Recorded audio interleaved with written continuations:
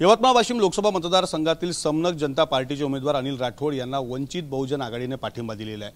आज अधिकृतरित्या त्या संदर्भाची घोषणा देखील वंचितच्या वतीने करण्यात आली।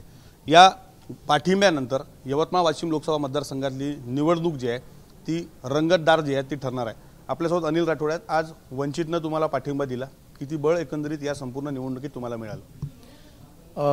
निश्चितपणाने बळ मिळालेलं आहे। सर्वप्रथम श्रद्धेय बाळासाहेबजी आंबेडकर यांचे कोटी कोटी धन्यवाद मानतो की ज्यांनी आमची तळमळ लक्षात घेऊन तो वंचित बहुजन आघाडीचा पाठिंबा दिलेला आहे आणि त्यांच्या पाठिंब्यामुळे आमचा विजय मात्र सुनिश्चित आहे, हे कुणालाही नाकारता ये वाला लेते हैं। Inverter AC. आप गैम्बलर हो ना?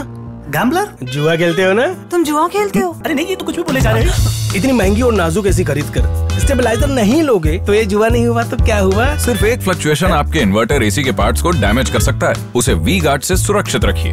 We Guard, India's number 1 stabilizer. समनक नव्यानं नाव यवतमाळ वाशिम लोकसभा मतदारसंघात नावारूपास आलेलं आहे। किती फॅक्टर हा समनकचा या भागामध्ये काम करेल?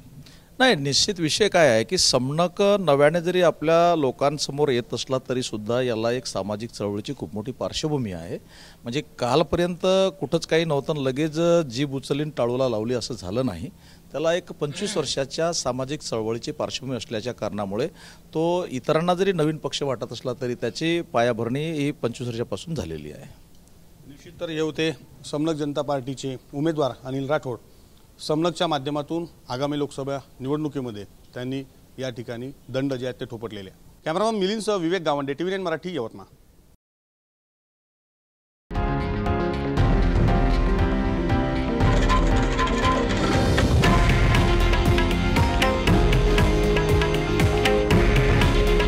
हे आहे देशातील नंबर 1 न्यूज नेटवर्क आणि आपण पाहत आहात TV9 मराठी। काळजी तुमची, हित महाराष्ट्राचं।